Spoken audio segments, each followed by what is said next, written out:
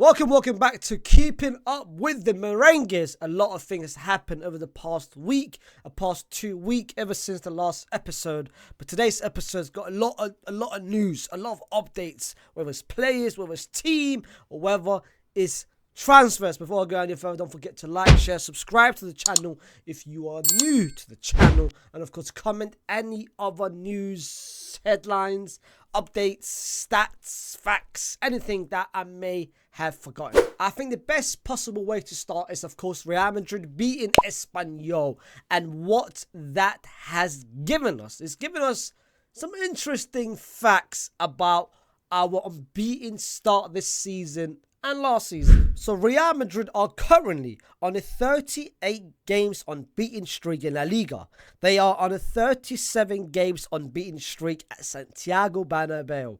They are on a 34 games unbeaten streak in all competitions. They are 24 games unbeaten in away games. And they are in 14 games unbeaten streak in the Champions League. Unbeaten, bro. We are not losing any games, it seems like. And even Rodrigo came out after the game against Espanyol and said our focus for this season is staying unbeaten throughout the whole season. It is something that we can do. It is something that we can achieve. Of course, no team in La Liga has done it. The idea of going invincibles is something that we thought last season could have been possible. We only lost one game last season, and I guess that was against Atleti. So it is something that we can do if we are locked in, if we are zoned in every single game, and if we start the game well. That is something Real Madrid hasn't done this season. We always start the game very, very slow, and it cost us in the second half, because it's not always we can do a remontada. It's not always we can do a comeback. So I do think if we are locked in, if we are committed, why not? Why can't we do the Invincibles? But of course, in order for us to do the Invincibles, the system has to change. The 4-3-3, you can't really run.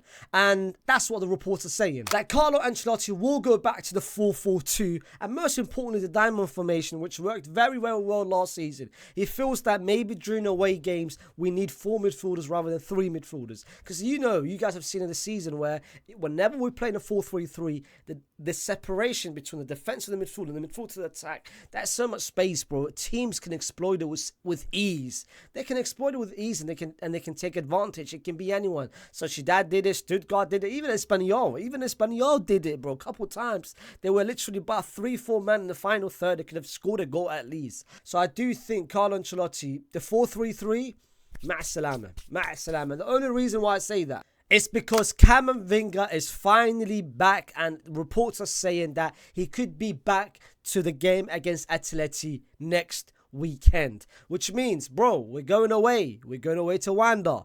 The Wanda is never easy. We lost last season. We lost the season before. Wanda is always difficult to go to. Hence the reason why having Camavinga in there. And hence the reason why having the 4-man midfield for next week. It could be a start for something great. Because I've always said it. Heading into this season that the 4-2-2 has to be implemented. We can't run with the 4-3-3. The diamond formation needs to be the way forward moving into next season. And Carlos sees it the same way. He wants his 4 midfielders in Camavinga, Tchouaméni, Fede and Jude all to start. He's finally willing to sacrifice a striker, which most likely will be Rodrigo. And the moment we play that diamond formation, the moment we play that team, which we haven't done this season, all season, good things will come to Real Madrid. I'm telling you. On top of the good things coming to Real Madrid, at the moment, Endrick is providing a lot of Real Madrid some good things. A lot of Real Madrid some positive news. And that is, of course, his impact off the bench has surprised a lot of people, including the Madrid headquarters. Endrick, of course, came on with 10 minutes against Real Valladolid, scored. Came on with 10 minutes against Stuttgart, scored. Came with 8 minutes against Espanyol and won the penalty. And Madrid are extremely happy with how Endrick has adapted within Real Madrid. They're happy the fact that he's training hard. He's working hard. He's staying after training. Even after the games. Once the game is done, he's going to training straight away. He's taking Spanish lessons. He's adapted to his teammates. He's doing everything that is to do to become a great, successful Real Madrid player. Something that we've seen Real Madrid players in the past has done.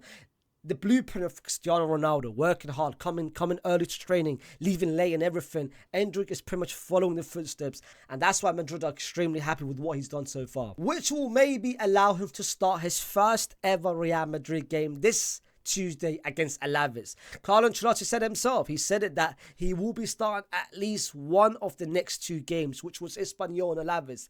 He never started against Espanyol, so could Elfayz be the first game that Endrick could start? When I said earlier that Real Madrid needs to start the game quickly and not rely on the second half, so far this season, Real Madrid have only scored one goal in the first half, and they've scored 17 goals in the second half.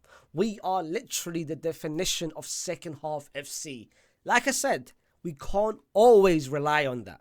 So against Elfayz tomorrow, I'm expecting a change. I'm expecting a massive change.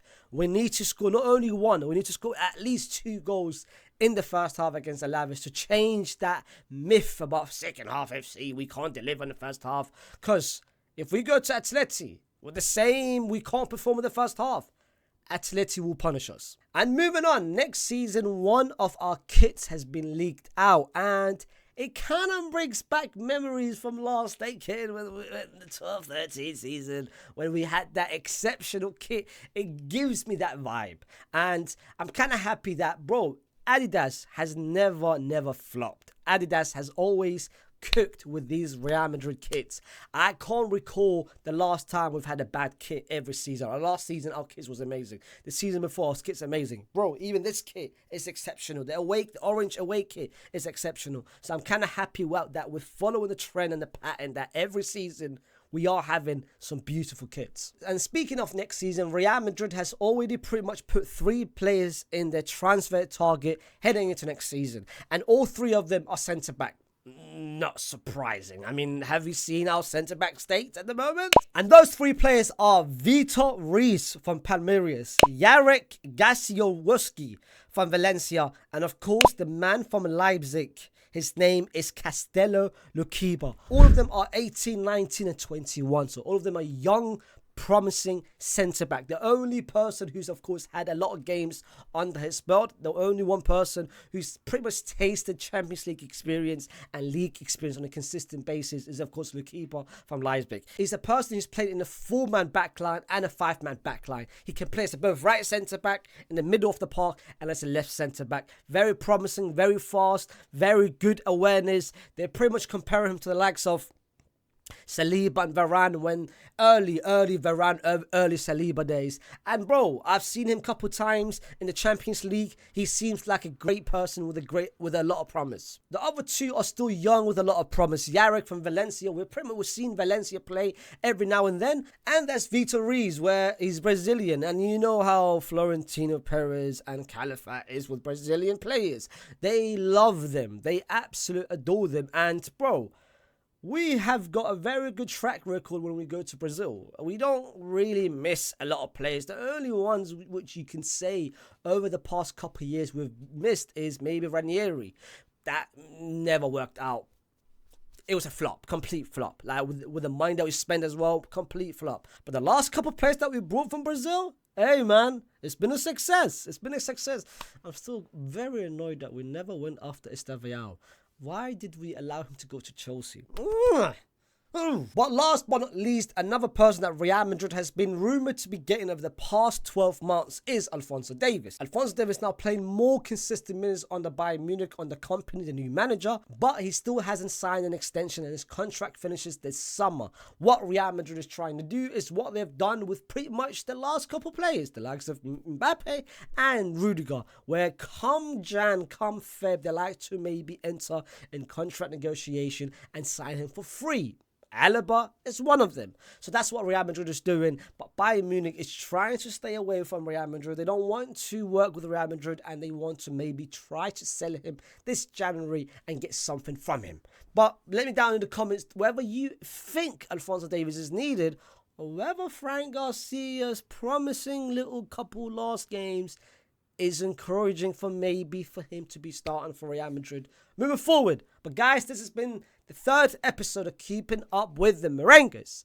put down any other things that I may have missed and let me know what you guys think about every single news or stats or update or transfers that I've mentioned. I'll be back pretty much tomorrow with Real Madrid Alves. Bro, we need to start well. We need to start well in the first half, man. I'm sick of tired of always reacting in the second half. But I'll see you there tomorrow for another watch along, 7:30, and see you soon. Peace.